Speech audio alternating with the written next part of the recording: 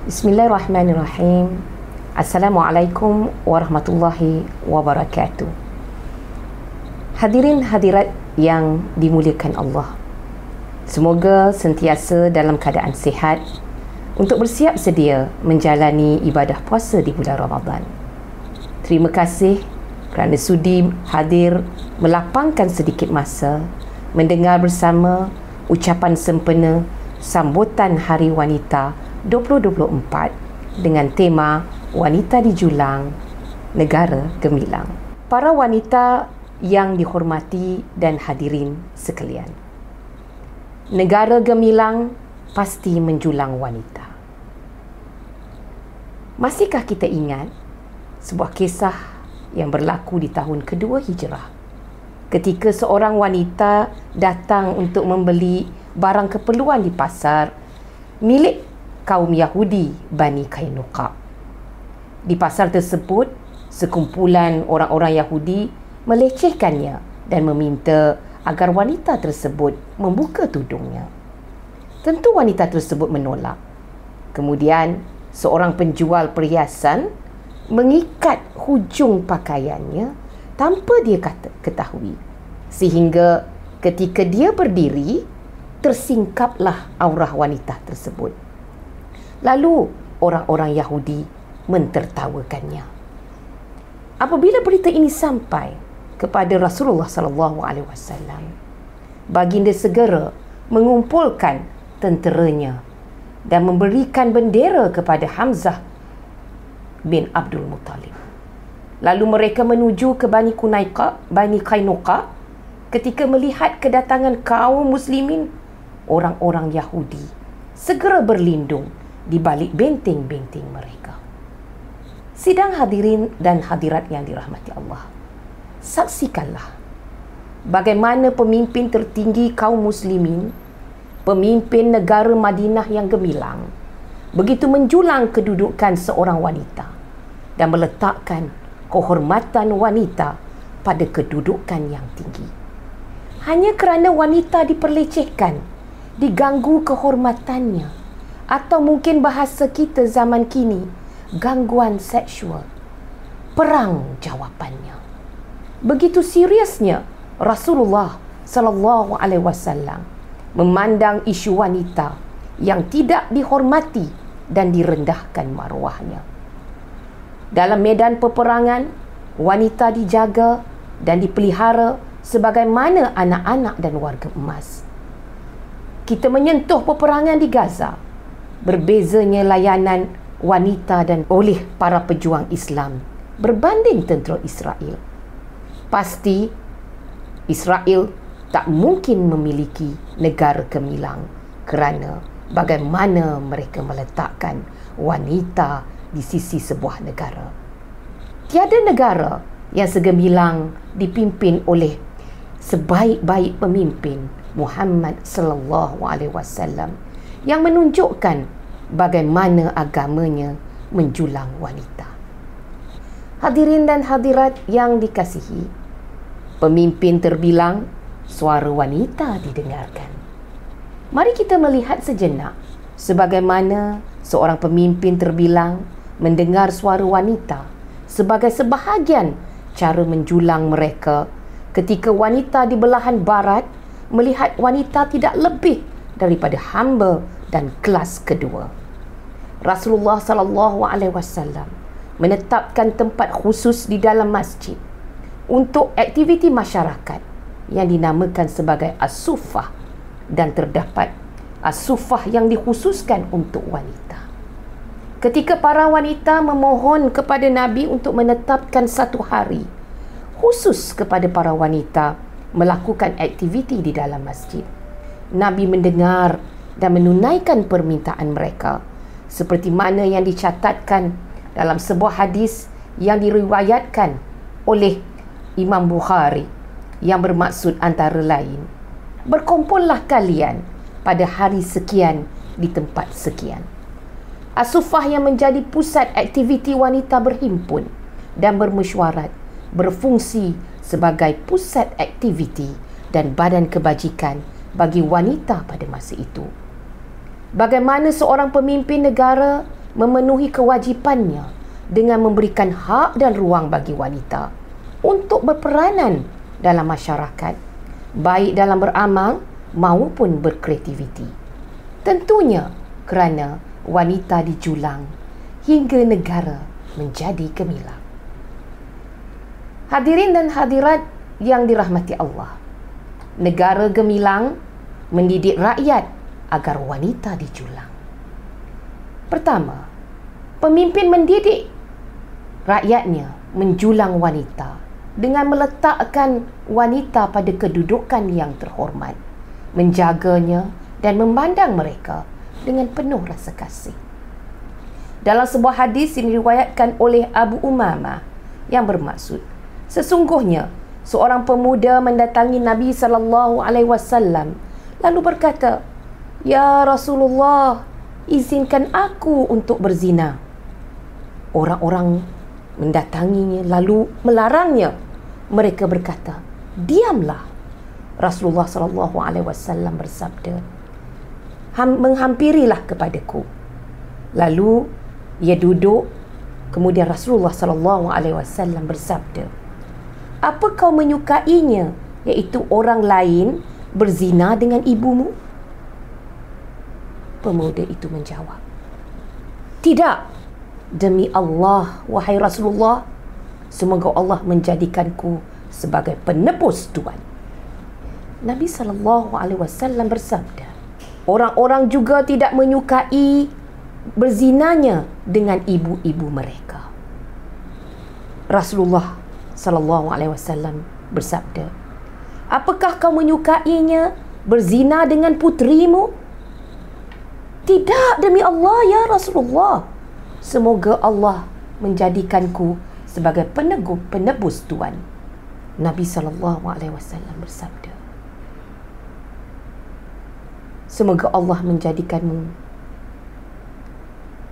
semoga orang-orang juga tidak menyukai berzina dengan putri-putri mereka." Kemudian Rasulullah SAW meletakkan tangan beliau pada pemuda itu dan berdoa yang bermaksud, "Ya Allah, ampunilah dosanya, bersihkan hatinya, jagalah kemaluannya."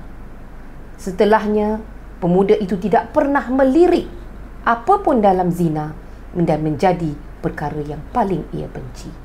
Hadis yang diriwayatkan oleh Imam Ahmad. Luar biasa para hadirin dan hadirat. Sebelum kita menegakkan hukum dan undang-undang, kita perlu mendidik rakyat atau masyarakat terlebih dahulu, termasuk mendidik para lelaki menjalankan peranannya sebagai seorang insan yang mempunyai ciri-ciri qawwam, melindungi, menjaga dan mendidik wanita yang berada di bawah tanggungannya. Nabi juga secara tidak langsung meletakkan semula asas hubungan lelaki dan wanita yang sepatutnya. Seterusnya, Rasulullah menekankan perlunya kita menghormati semua wanita. Hargai mereka sebagai seorang ibu, seorang anak, saudara kandungmu dan peranan yang lainnya. Kita perlu melakukan atau memperlakukan mereka dengan sebaiknya kerana kita juga mahu anak, ibu dan isteri kita diperlakukan dengan baik dan bukan direndahkan martabatnya. Mana mungkin seorang yang waras rela ahli keluarganya atau ahli keluarga mereka diperlecehkan. Namun sangat menyedihkan apabila kita dapati pada hari ini suasana masyarakat jauh daripada kefahaman ini. Meningkatnya kes sumbang mahram, keganasan rumah tangga, contohnya menunjukkan bukan sahaja wanita tidak selamat di luar sana, malah lebih malang di rumah mereka sendiri mereka tidak merasakan keamanan dan mereka mengalami kezaliman yang menakutkan. Semoga Allah memelihara dan menjauhkan kita dan ahli keluarga kita dari fitnah dan ujian sebegini. Hadirin dan hadirat yang dihormat, contoh pemimpin negara gemilang bagaimana mereka mendidik umat menjulang wanita. Dalam sebuah hadis yang diriwayatkan oleh Abu Hurairah radhiyallahu anhu, bahawa seorang lelaki telah bertanya kepada Rasulullah, "Wahai Rasulullah, siapakah manusia yang paling berhak untuk aku berbuat baik kepadanya?" Maka Rasulullah menjawab, "Ibu kamu." "Adakah manusia yang lebih berhak untuk kamu berbuat baik kepadanya?" Kemudian ibu kamu, kemudian ibu kamu, kemudian bapa kamu. Riwayat Muslim. Hadis ini ternyata meletakkan kedudukan wanita pada kedudukan yang sangat mulia. Ia membetulkan, meluruskan tradisi buruk orang musyrikin yang begitu sedih apabila mendapat anak perempuan. Mereka bersembunyi dari ramai orang kerana malu dan memikirkan, adakah dengan memelihara anak perempuan mereka dalam keadaan hina atau menguburkan anak perempuan mereka hidup-hidup. Seperti ini yang ditunjukkan oleh Rasulullah sallallahu alaihi wasallam, meletakkan martabat wanita di kedudukan yang tinggi untuk berbuat kebaikan. Ibumu, ibumu, ibumu, kemudian bapamu. Hadirin dan hadirat yang dirahmati Allah, selain menjulang martabat wanita, hadis ini juga mengingatkan kita akan bahayanya budaya dominisasi lelaki yang melampau sehingga mereka mengira dalam konteks keluarga, lelaki atau suami boleh melakukan apa sahaja kepada isteri atau anak-anak mereka. Saudara-saudari yang dimuliakan Allah, Rasulullah sebagai pemimpin menekankan pendidikan wanita dengan penuh kasih sayang serta kemuliaan kepada para ayah, para ibu atau penjaga yang menjaga anak perempuan. Rasulullah mengungkapkan yang bermaksud, sesiapa yang memiliki 3 anak perempuan lalu dia bersabar dengan kerena, kesusahan dan kesenangan mereka, nescaya Allah akan memasukkannya ke dalam syurga dengan kelebihan rahmatnya untuk mereka. Seorang lelaki bertanya, juga untuk 2 anak perempuan wahai Rasulullah? Sabda baginda, juga untuk 2 anak perempuan. Seorang lelaki berkata, atau untuk seorang wahai Rasulullah? Rasulullah sallallahu alaihi wasallam menjawab, juga untuk seorang. Riwayat Ahmad dan Al-Hakim. Demikianlah Rasulullah sallallahu alaihi wasallam begitu memberi perhatian kepada anak-anak perempuan yang perlu dididik dengan siraman kasih sayang, dan sewajarnya kita sebagai para pendidik memberi perhatian akan perkara ini dan keutamaan yang disebutkan oleh Rasulullah sallallahu alaihi wasallam kepada mereka yang menjaga anak-anak perempuan. Sidang hadirin dan hadirat yang dirahmati Allah, ternyata negara gemilang memartabatkan wanita sesuai dengan fitrahnya. Allah berfirman di dalam surah At-Taubah ayat 71. A'udzubillahi minasyaitonirrajim. Wal mu'minuna wal mu'minatu ba'duhum awliya'u ba'd. Ya'muruna bil ma'rufi wa yanhauna 'anil munkar.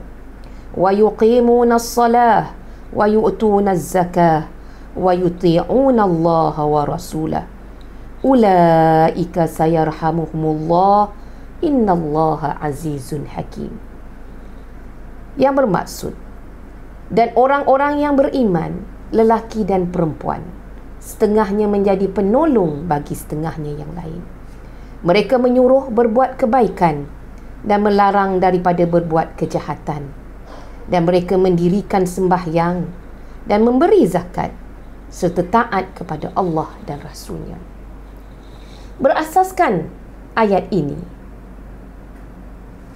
wanita ikram menyediakan atau membuat piagam wanita Islam yang mana menggariskan 3 perkara penting, iaitu pertama, mengiktiraf kepentingan peranan wanita dalam pembangunan diri, keluarga dan masyarakat, yang mana peranan lelaki dan wanita adalah saling melengkapi dalam usaha mewujudkan umat pertengahan. Prinsip yang kedua yang dibawa oleh Piagam Wanita Islam iaitu mengiktiraf prinsip kesamarataan dan kesesamaan lelaki dan wanita menurut nilai-nilai Islam dengan mengambil kira fungsi biologi dan peranan setiap jantina dan kemampuan mereka dalam memberikan khidmat terbaik kepada keluarga dan masyarakat. Ini tentunya berlandaskan firman Allah dalam surah An-Nahl ayat ke-97 yang bermaksud, sesiapa yang beramal soleh dari lelaki atau perempuan sedang ia beriman, maka sesungguhnya kami akan menghidupkan dia dengan kehidupan yang baik, dan sesungguhnya kami akan membalas mereka dengan memberikan pahala yang lebih dari apa yang mereka telah kerjakan. Prinsip yang ketiga berdasarkan surah Ar-Rum ayat 21. A'udzubillahi minasyaitonirrajim. Wa min ayatihi an khalaqa lakum min anfusikum azwaja litaskunu ilaiha wa ja'ala bainakum mawaddatan wa rahmah. Inna fi dzalika laayatin liqaumin yatafakkarun. Dan di antara tanda-tanda yang membuktikan kekuasaannya dan rahmatnya bahawa ia menciptakan untuk kamu, wahai kaum lelaki, isteri-isteri dari jenis kamu sendiri, supaya kamu bersenang hati dan hidup mesra dengannya, dan dijadikannya di antara kamu, suami isteri, perasaan kasih sayang dan belas kasihan. Maka, prinsip ketiga di dalam Piagam Wanita mengiktiraf dan menuntut lelaki dan wanita berperanan dalam memantapkan dan mengukuhkan institusi keluarga. Inilah 3 prinsip Piagam Wanita Islam yang dilancarkan oleh Wanita Ikram Malaysia. Piagam yang menjelaskan peranan wanita sesuai dengan fitrahnya. Ia harus difahami secara mendalam oleh semua rakyat Malaysia, tidak kira lelaki atau perempuan. Semoga prinsip ini dapat menjadi landasan untuk menjulang martabat wanita dalam keluarga, masyarakat dan negara yang kita cintai. Kesimpulan daripada perbincangan kita atau ucapan saya hari ini adalah asas agar wanita dijulang negara gemilang. Masihkah kita ingat peristiwa selepas perjanjian Hudaibiyah? Ketika kita katakan pemimpin menghadapi para sahabat atau rakyat yang kecewa kerana gagal memasuki Mekah menunaikan haji, sehingga mengabaikan seruan pemimpin juga seorang Nabi untuk menyembelih haiwan dan bercukur. Ummu Salamah, seorang isteri yang bijaksana, tampil memberikan cadangan kepada Nabi untuk memulakan terlebih dahulu bercukur dan mencontohkan kepada rakyatnya yang hadir sama ketika itu. Pada akhirnya, semua para sahabat mengikuti apa yang dilakukan oleh Nabi SAW. Hadirin dan hadirat, walaupun Ummu Salamah tidak memegang apa-apa jawatan dalam kepimpinan, namun beliau masih memberikan cadangan dan solusi yang bernas. Beliau masih memberikan cadangan dan solusi yang bernas dan akhirnya menjadi solusi kepada sebuah kepimpinan. Melalui kisah ini juga saya merumuskan dalam segala usaha yang kita lakukan untuk menjulang wanita dalam mencipta negara gemilang, kita perlu kembali kepada 2 asas berikut. Yang pertama, mendengar dan mengiktiraf pandangan wanita. Rasulullah SAW telah membuktikan dalam pelbagai peristiwa dan situasi menghargai pandangan wanita. Suara mereka didengari dan tidak diabaikan. Wanita menjadi sebahagian penegak kebenaran dalam ruang lingkup yang menjaga kehormatan mereka. Yang kedua, wanita perlu dididik untuk berani bersuara dan tahu akan hak-hak mereka. Wanita juga perlu berlatih memperjuangkan hak mereka. Apapun posisi mereka, suara mereka penting sebagai seorang manusia yang merdeka dan punya hak bersuara dan diletakkan kedudukannya yang tepat. Apabila wanita bersuara dan didengari, mereka akan merasa dihargai dan ini penting dalam meningkatkan kepercayaan diri dan kesejahteraan mental mereka.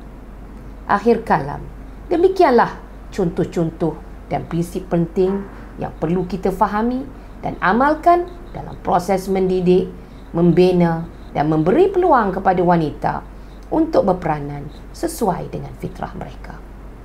Apabila contoh dan prinsip ini kita pegang erat, kita tidak akan ragu lagi untuk mengatakan apabila wanita dijulang, maka akan terbentuklah negara yang gemilang. Semoga Allah sentiasa menetapkan kita dengan tatapan kasih sayang serta memberikan kita ilham, taufik juga kekuatan untuk menjalankan peranan kita sebagai wanita yang soleh dan muslim yang mampu menjulang martabat wanita di persada dunia. Selamat Hari Wanita. Wabillahi taufiq wal hidayah. Assalamualaikum warahmatullahi wabarakatuh.